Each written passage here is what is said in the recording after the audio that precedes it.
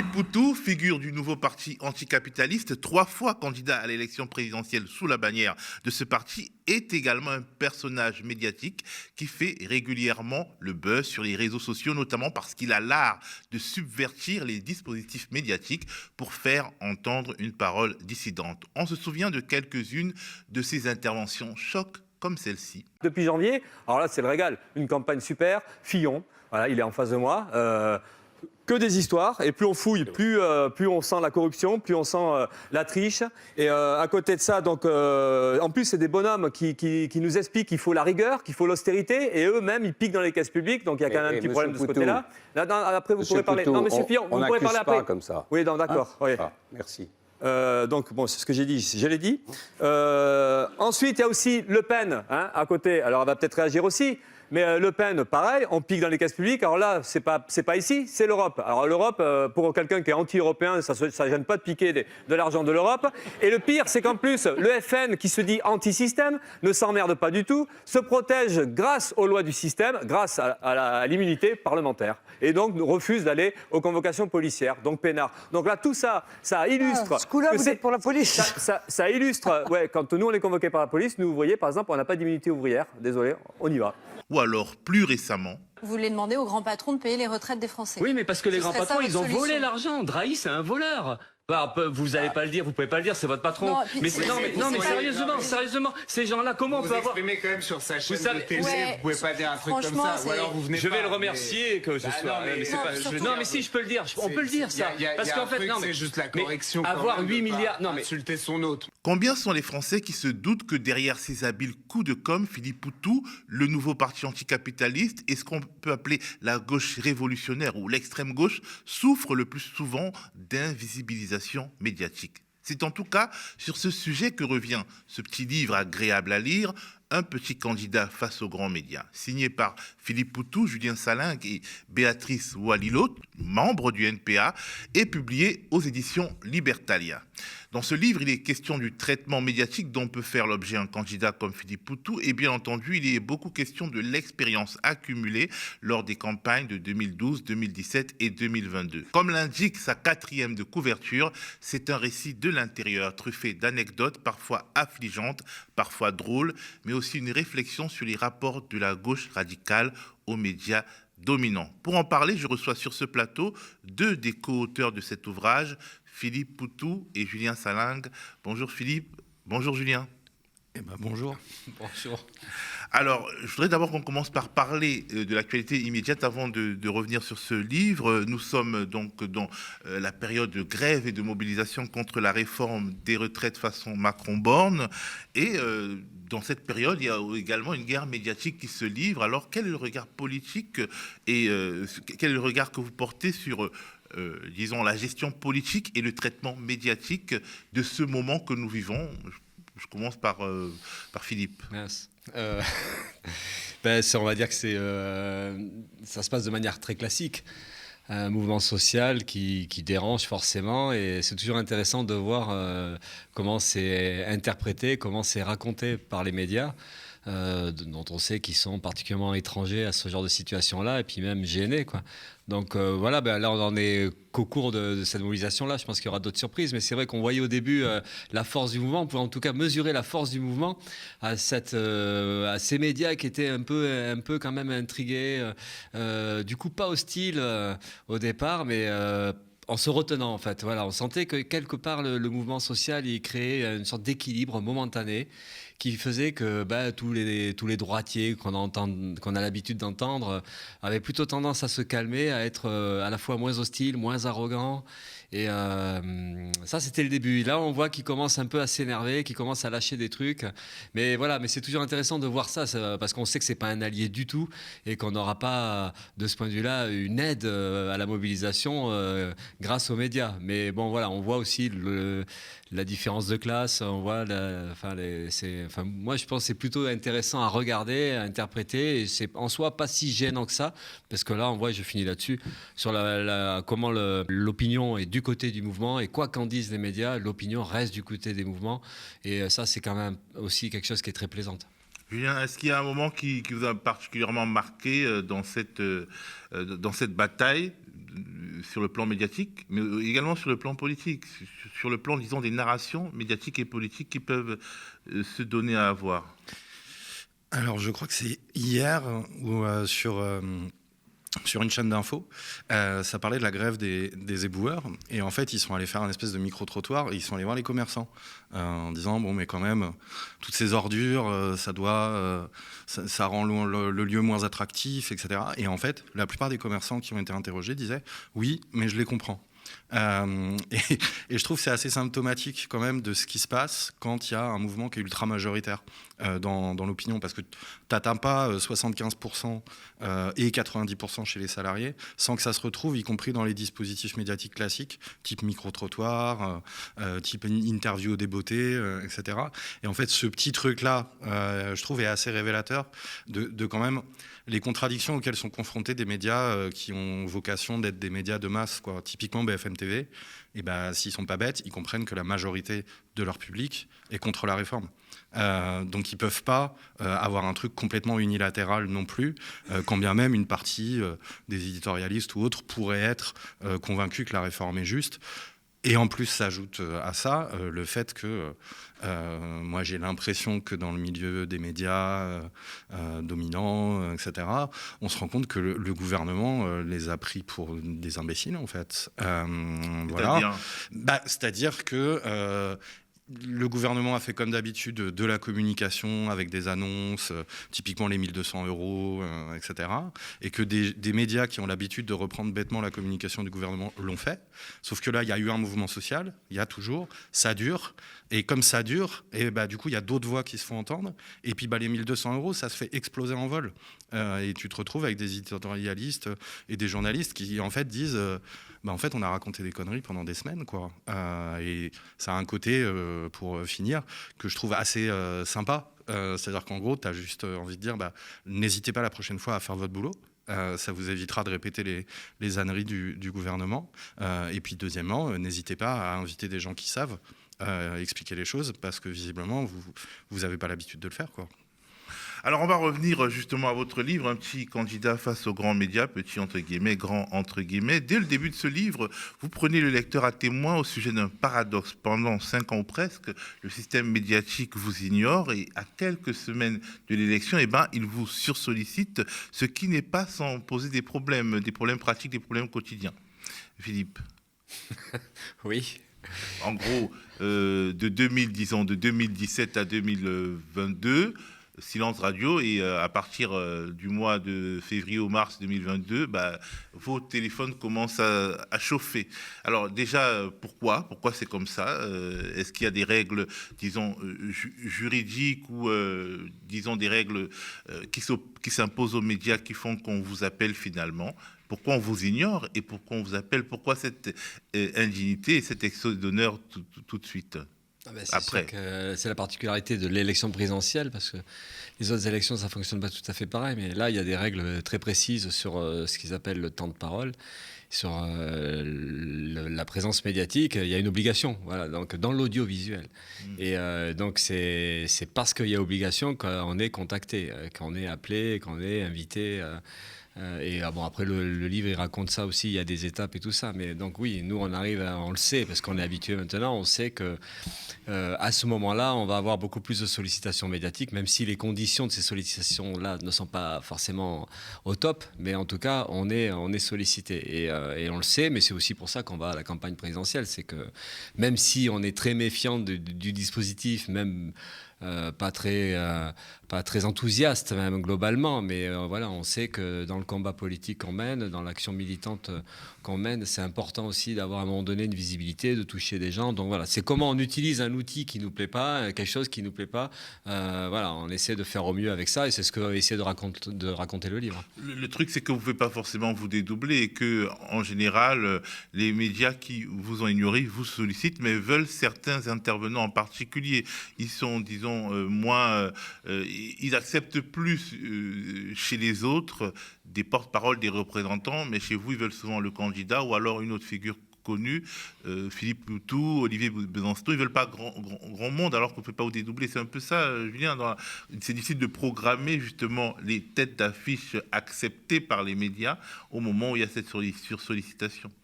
Oui, mais en fait, on se retrouve pris dans quelque chose qui n'est pas de notre responsabilité. C'est-à-dire que, vu qu'ils ne nous médiatisent que pendant les campagnes présidentielles, ne sont connus médiatiquement que les candidats à la présidentielle. Je veux dire, ils nous médiatiseraient entre deux présidentielles, et ben on pourrait proposer d'autres figures, des porte-paroles. Là, aujourd'hui, il y a 4 porte-paroles au NPA, donc il y a Philippe et Olivier, mais il y a aussi Pauline Salingue et Christine Poupin, qui sont des porte-paroles et qui pourraient tout à fait faire des interventions médiatiques entre deux campagnes présidentielles. Mais comme on est à peu près jamais sollicité, là, c'est particulier en ce moment parce qu'il y a un mouvement social de masse.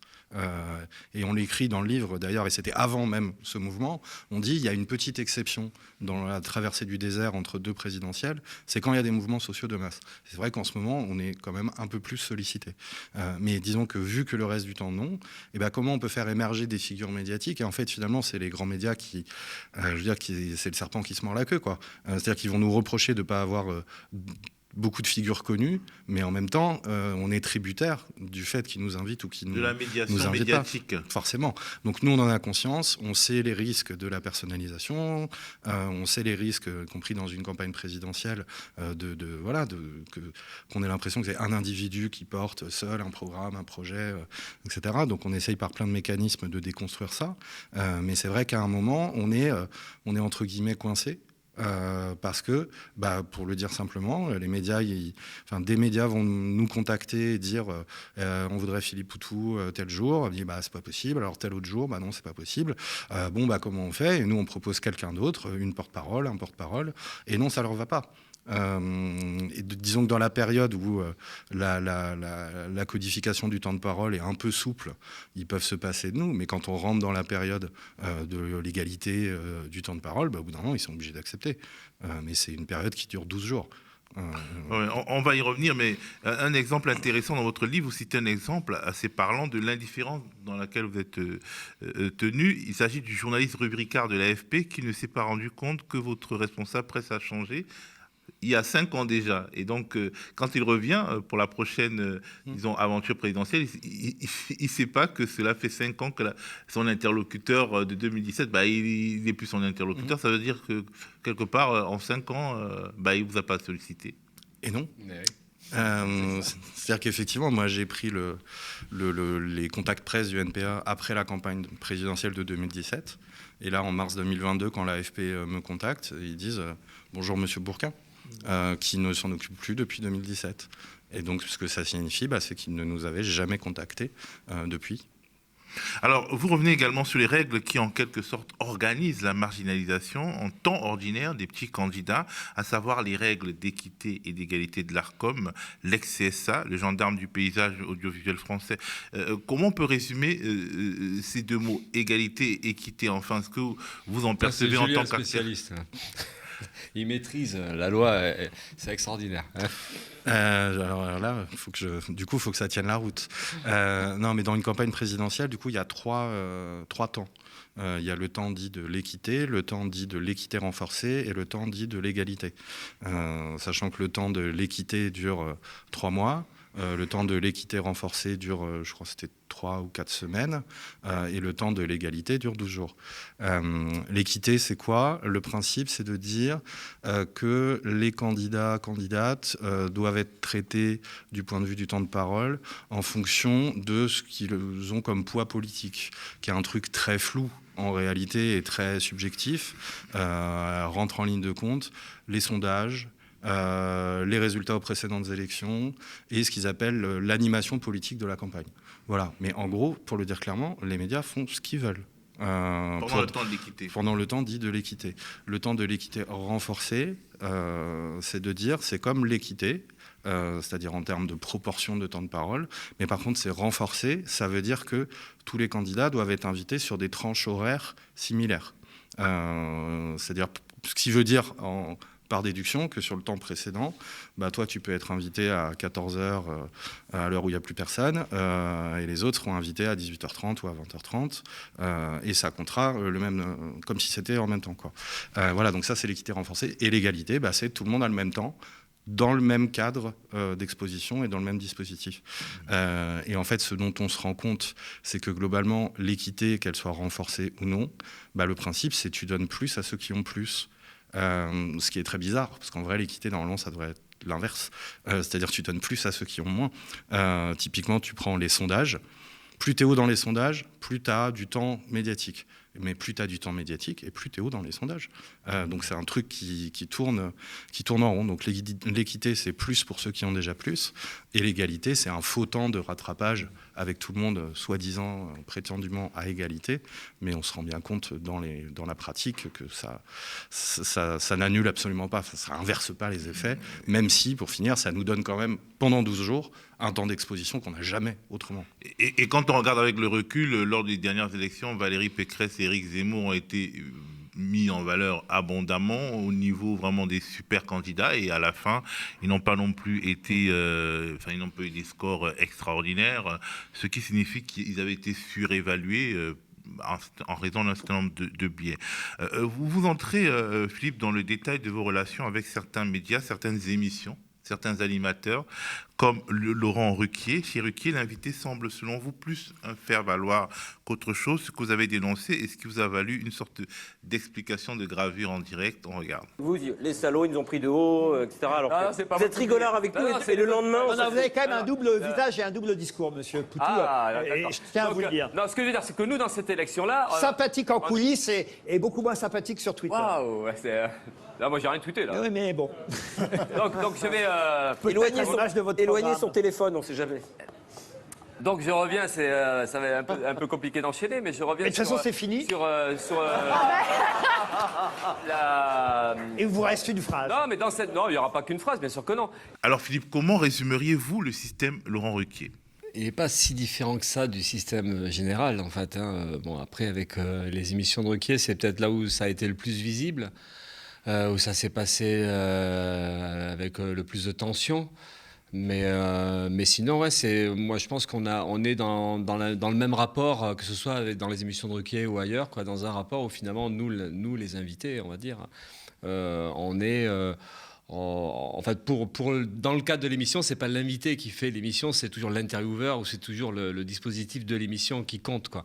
Et nous on est là-dedans dans un truc où on maîtrise rien du tout. Voilà, donc alors s'ajoute à ça le fait qu'il n'y a pas énormément de sympathie envers ce qu'on représente. Enfin, en tout cas, même si Ruquier se présentait comme quelqu'un de gauche, on ne sentait pas du tout ni une sympathie politique, ni une envie d'aider à ce que les choses se passent bien. Et même quand il voyait que c'était pas si simple que ça, pour moi notamment, puisque Ruquier, la première fois que j'étais invité, c'était ma première grande émission, on va dire, à la télé, où ça a été très compliqué.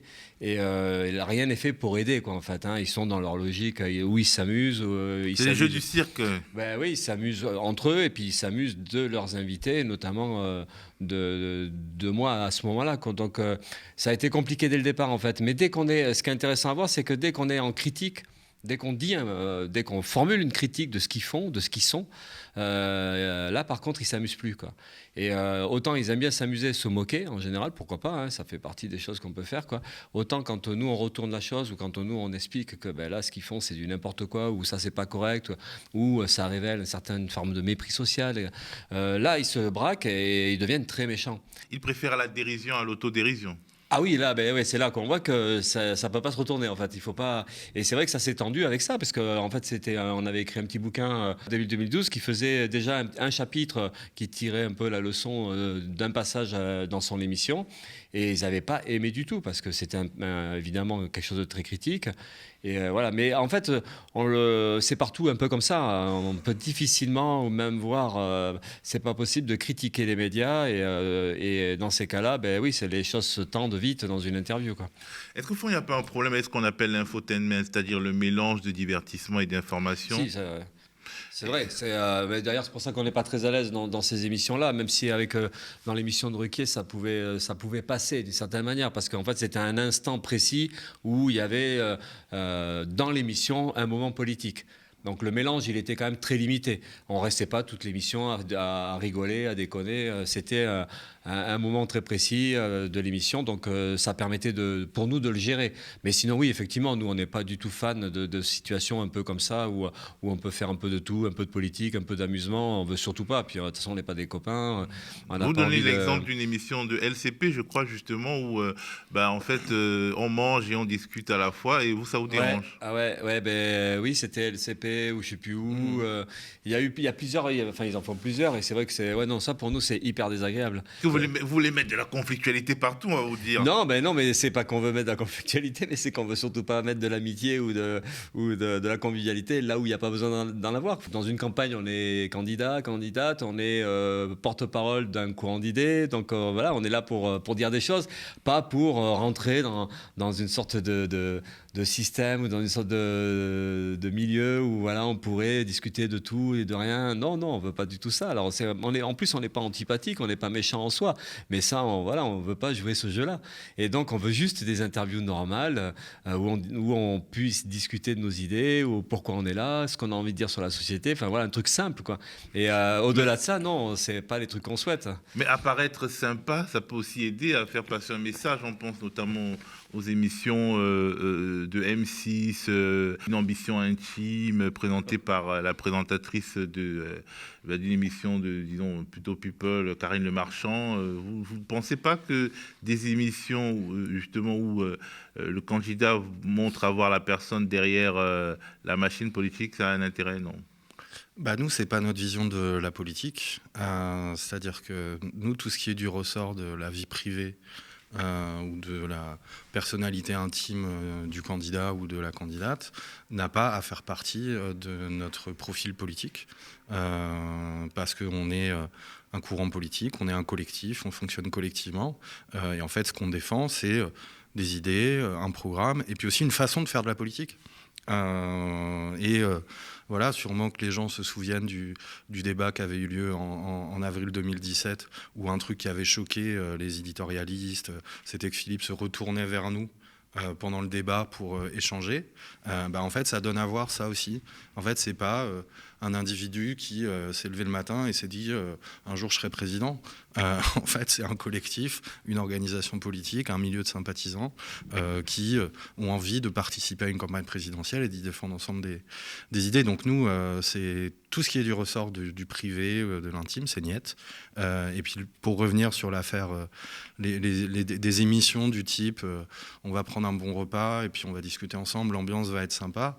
Nous, le problème, effectivement, c'est ce que dit Philippe, c'est pas de pas être sympa, mais c'est qu'en fait, il y a des dispositifs télévisuels notamment, qui font que ça crée une ambiance et une façon même de discuter, et qu'est-ce qui va en ressortir. C'est une espèce de connivence avec les journalistes eux-mêmes, c'est une espèce d'intégration dans des dispositifs qui émoussent la critique, et c'est pas le problème de dire nous on est là pour se foutre sur la tronche à chaque fois qu'on est sur un plateau, mais par contre un dispositif médiatique dont l'objectif conscient ou inconscient, et d'amoindrir toute forme de conflictualité, c'est non. Alors justement, en matière d'infotainment, vous n'allez surtout pas, par exemple, chez Cyril Hanouna. Pourquoi? On a combien de temps? Non, moi je peux dire un petit mot et puis voilà.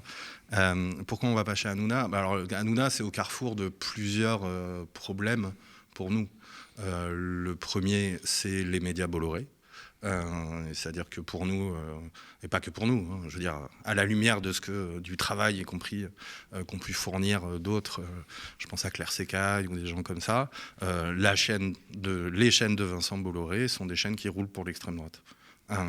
Voilà. Et nous, on ne va pas sur des chaînes qui roulent pour l'extrême droite. Ça, c'est une première chose. Donc, évidemment, CNews, n'en parlons même pas.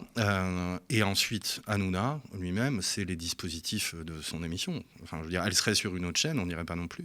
Parce que le dispositif de l'émission, c'est quelque chose qui est fait uniquement pour créer du spectacle, du buzz, du clash, et tous les coups sont permis. Et les quelques fois où on a été sollicité pour aller chez Hanouna, en fait, c'est à chaque fois, il y avait eu une actu autour de Philippe la veille ou le matin. Typiquement pendant la campagne présidentielle, c'est Philippe Poutou a dit la police tue sur France Info, Gérald Darmanin annonce qu'il porte plainte. Dans l'heure, l'équipe d'Hanouna nous contacte pour savoir si on veut venir le soir sur le plateau de TPMP pour discuter avec des syndicalistes policiers. Bah non. Voilà, et à chaque fois c'est ça. Donc pour nous c'est un double non, quoi. Et puis en plus, dire cette personne est odieuse, quoi. Donc, Philippe, quelque chose à rajouter? Mais déjà, globalement, autant on souhaite être médiatisé, puisque c'est, encore une fois, c'est l'occasion de faire entendre des idées beaucoup plus largement. Donc, mais on veut ça. Mais c'est pas parce qu'on veut ça qu'on accepte n'importe quelle condition, qu'on accepte n'importe quelle émission ou n'importe quel type d'interview. Et alors, autant les médias sont très sélectifs à notre égard et nous invitent pas hors campagne et nous invitent globalement peu, enfin à minima, que quand ils sont obligés, autant nous aussi, on a notre esprit très sélectif. Et c'est une manière de leur répondre aussi, de dire voilà. Quoi, justement, et donc nous on choisit. Voilà. Alors ça fait peut-être bizarre de dire ça parce qu'on n'est pas dans un rapport de force où en fait en réalité on choisit, mais si en réalité on choisit. On choisit parce que là, bon évidemment il y a les exemples dans ce que vous nous demandez sur Hanouna, on pourrait parler de Pascal Praud, puis globalement donc de CNews, d'Europe 1, enfin de tout ce que ça, de ces chaînes-là où là on dit non. Même à un moment donné on n'a plus besoin de dire non parce qu'ils ont bien compris, donc on n'est plus invité. Mais on pourrait parler de l'émission de Zemmour et Nolo à un moment donné il y a 5 ans. On avait refusé aussi. Bon voilà, on sait dire non à pas mal de choses, même si ça nous enlève quelques espaces. Voilà. Et quand on accepte des émissions, c'est pas pour ça qu'on dit oui à tout non plus. On est aussi le livre raconte quelques exemples comme ça où on a nos conditions. C'est pas présenté comme des conditions, mais nous on dit nous on veut que ce soit quand même comme ça et pas voilà. Donc et heureusement et nous on pense que c'est comme ça qu'il faut arriver à faire. C'est pas parce qu'on est dans un rapport de force très défavorable ou parce qu'on est demandeur d'une certaine manière qu'il faudrait se plier à leur propre dispositif en permanence et donc jouer leur jeu. Nous, on peut pas, on n'a pas envie, puis on peut pas, puis même physiquement. Là, par rapport à Hanouna, c'est physique. C'est que moi, d'abord, je me sens pas du tout capable de rentrer dans une arène comme ça. Je pense que je saurais rien faire, et puis j'ai même pas envie de ça. En fait, on en discutait, on n'a pas envie de gueuler, on n'a pas envie de gesticuler, on n'a pas envie de sortir des insultes, parce que c'est ça un peu l'émission. Nous, on veut autant on a une radicalité dans le sens où on est très critique de tout ça, de la société, on peut dire des tas de choses méchantes sur la société, mais autant on a envie que ce soit dans un contexte un peu, qui permet ça, de le faire aussi dans des conditions à peu près correctes, quoi. Donc c'est pour ça, oui, on est très très sélectif. Et puis bon, il y a plein d'exemples qu'on pourrait se noter en quoi on n'a pas été là parce que ça allait pas, ou l'horaire nous plaît pas, parce que c'est pas parce quand on nous dit à minuit moins 10, on n'est pas obligé de dire oui tout le temps non plus, hein, ou quand on nous dit voilà, vous serez avec telle personne, on va débattre à 5, il y aura 18 questions pour 6 minutes, là on dit non, finalement on va pas se déplacer pour ça.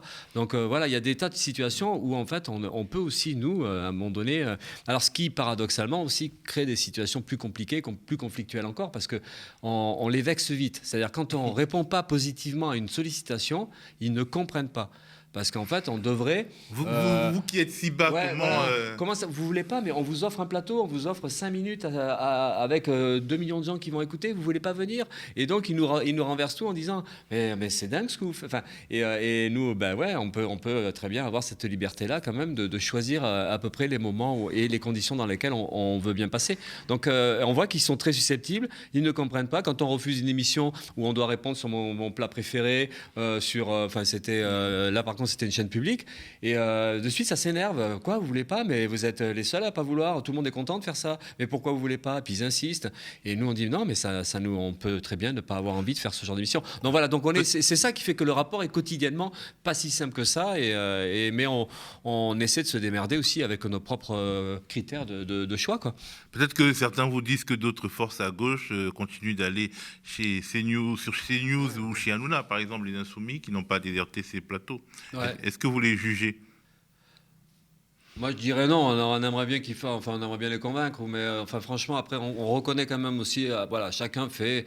Mais c'est vrai que ce qui est bon pour nous, on pense que ça serait aussi bon pour eux à un moment donné de pas, parce qu'on a l'impression quand même que ça permet à des Hanouna et tout ça de fanfaronner, et ça serait bien d'avoir le réflexe de ne pas y aller, quoi. Mais bon, après, voilà, on va pas s'engueuler là-dessus non plus, hein.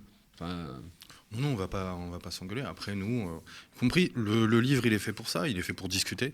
Il est fait pour discuter dans la gauche radicale, dans la gauche, on va dire, non traître, de ce que sont nos rapports avec les médias dominants.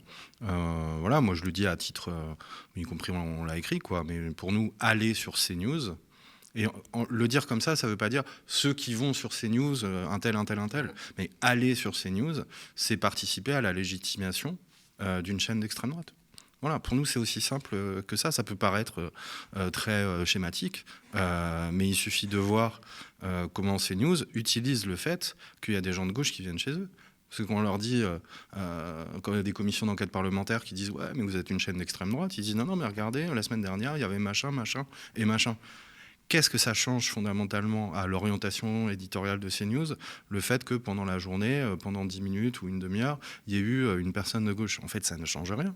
Alors, CNews, c'est particulier, mais par exemple, quand on regarde l'émission d'Hanouna, elle est regardée, disons, par sociologiquement une France populaire, où il se trouve qu'il y a des électeurs qui peuvent être tentés par, malheureusement, ça existe dans la confusion politique qui nous caractérise, qui caractérise notre époque, que des électeurs qui sont à la fois tentés par la gauche radicale et par l'extrême droite soient devant Hanouna. Donc, ne pas lui parler, c'est ne pas leur parler, quelque part aussi.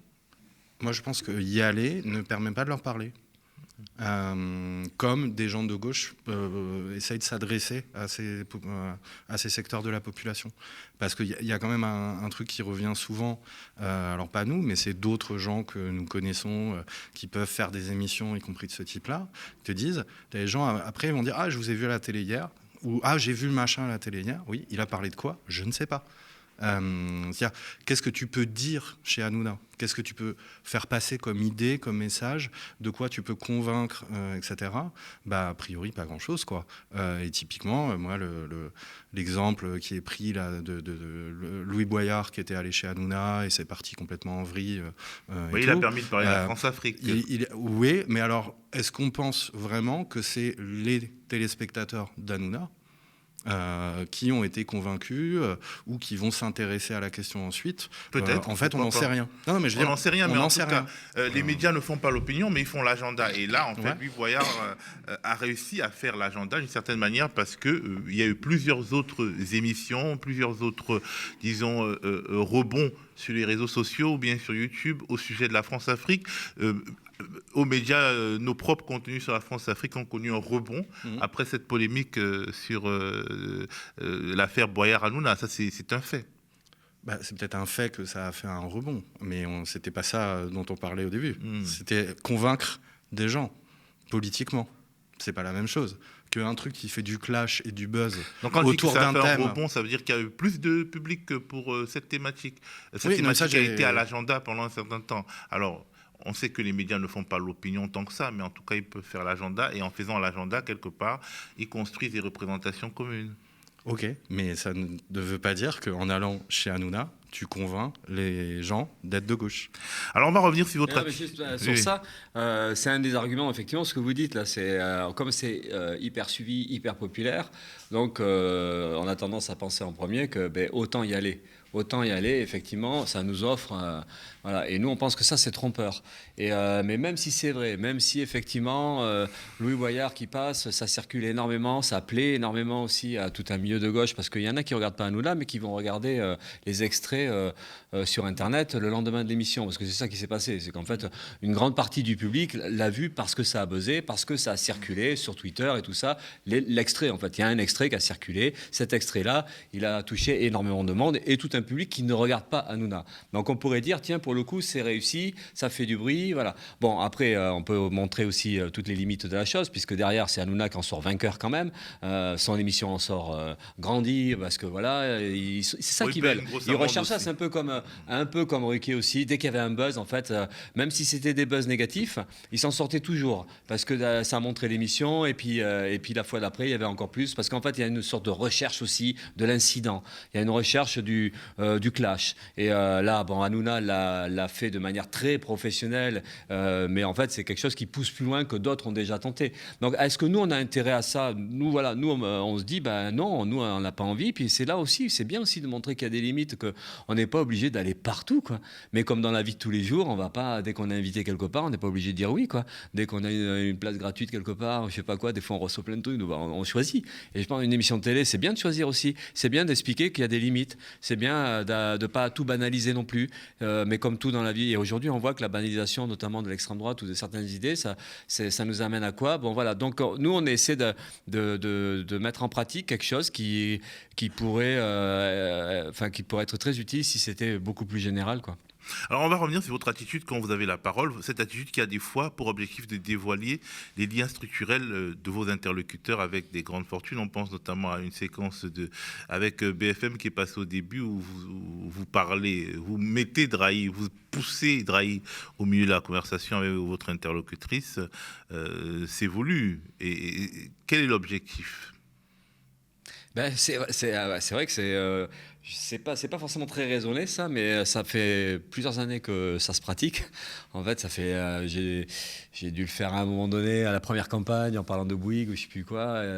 En fait, à TF1 c'est Bouygues, à BFM c'est Drahi, c'est puis l'éducation populaire. et Bolloré c'est en fait c'est un clin d'œil aux classes populaires. Ouais, mais c'est peut-être ça aussi, c'est qu'en fait on est une invitation. On n'a pas envie de dire merci. Hein, on n'est pas, voilà, c'est pas un cadeau qu'on nous fait. On est là parce que d'abord ils sont obligés de nous inviter. Encore une fois, on le redit quand même. Sinon, c'est pas, il y a des chances qu'on n'y serait pas. Et c'est peut-être aussi une manière de leur dire, ben voilà, nous on sait où on est.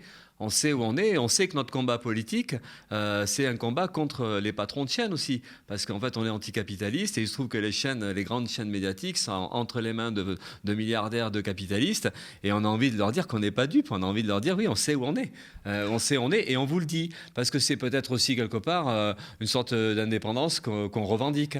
Et puis, comme on n'est pas bien traité quand même, mais bon sang, on ne va pas s'en plaindre, ben, on a envie aussi de leur répondre de cette manière-là. Donc, c'est devenu un peu une habitude, et c'est vrai que moi, ça me plaît quand même de rappeler, quand on parle des richesses, quand on parle des milliardaires et qu'on est chez un milliardaire, c'est quand même bien de dire, d'ailleurs, en fait, votre patron, il est quand même, il doit bien connaître l'histoire. Enfin, voilà, bon. Donc, c'est un peu pour le fun quand même, un peu. Non, c'est pour le fun. La politique, c'est aussi du fun dans le sens où il faut se faire plaisir, quoi. Mais ça fait partie des combats qu'on mène, quoi. Mais justement, d'où parles-tu, camarade? C'est un peu ça appliqué à l'audiovisuel, c'est-à-dire on arrive et on pose pas la question, on affirme la réponse. Non, mais oui. Enfin, il y a un peu de ça, mais je pense que même si ça n'a pas été forcément théorisé en amont, c'est devenu quelque chose quasiment un rituel, voilà, de poser la question du propriétaire milliardaire de la chaîne. Mais c'est qu'à un moment donné, c'est aussi un moyen de mettre en scène, entre guillemets, la conflictualité sociale, y compris à l'intérieur du média. Et ça, c'est quand même, je crois, une petite spécificité que nous, on a, et qui ne s'exprime pas que sur l'affaire des milliardaires. C'est aussi parfois discuter du dispositif du plateau en direct. Voilà, quand Philippe, il dit à Ruquier, en fait, vous dites qu'on a tant de paroles, mais quand on a discuté avant, vous aviez dit qu'on en aurait plus ou qu'on en aurait moins.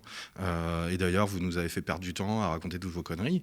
C'est une manière de mettre en cause le dispositif. Et c'est pas juste pour se faire plaisir, mais c'est aussi, je pense, parce que ça fait partie de notre profil politique, c'est à un moment donné, t'es quelque part, mais tu considères pas que t'es dans un endroit qui est neutre. C'est Bourdieu, la pratique, on va dire.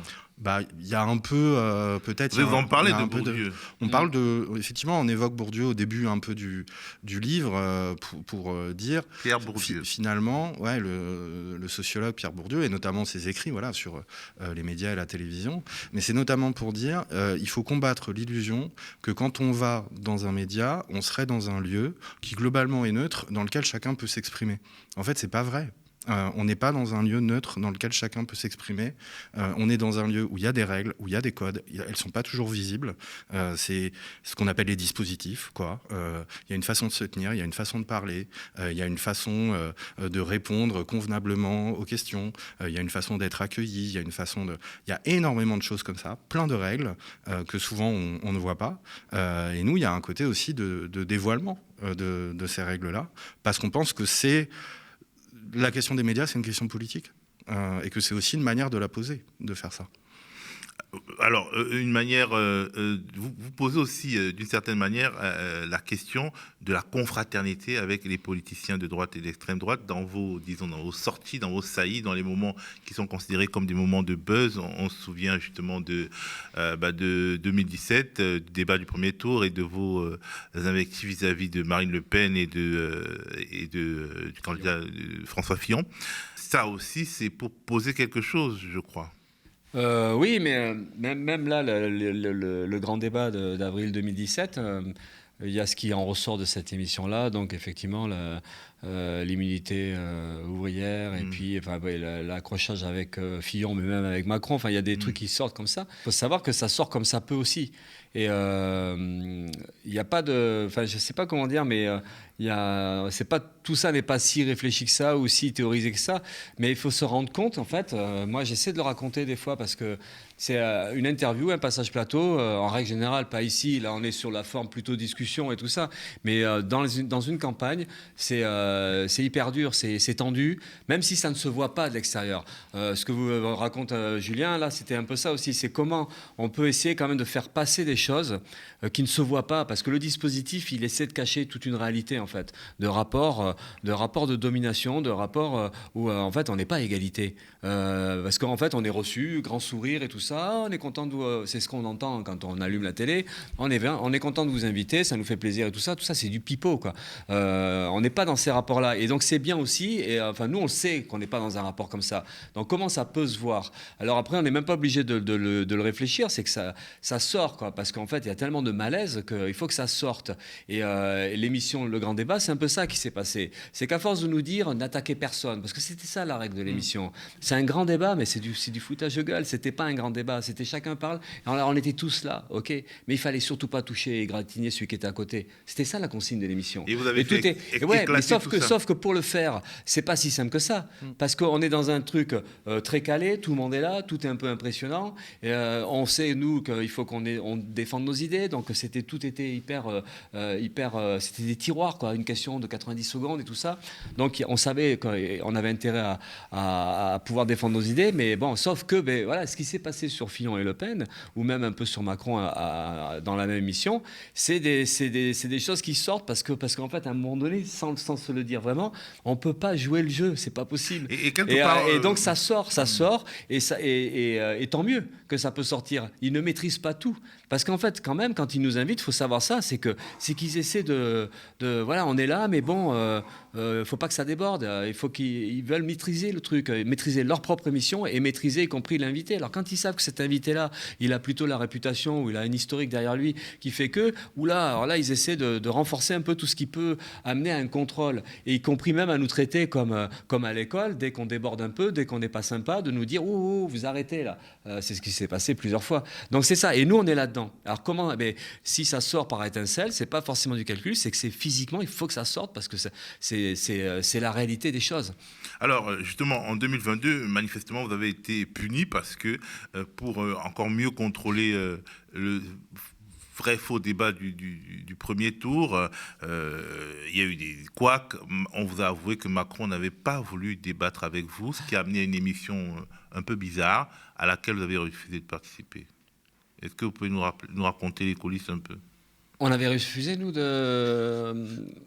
En tout cas, il y avait eu un... Oui, c'est Macron qui a refusé de participer. D'abord, oui. Non, c'est sûr que... Mais en fait, c'est ce qu'on dit dans le livre, je crois. Hein, c'est qu'en fait, dès le lendemain du grand débat, celui dont on parle, du 4 avril 17, dès le lendemain, il y avait une réunion de préparation du deuxième grand débat.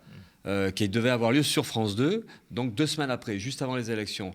Et le début de la réunion, Là, c'était chaque candidat avait un ou une représentante. Nous, c'était justement Jean-Marc Bourquin.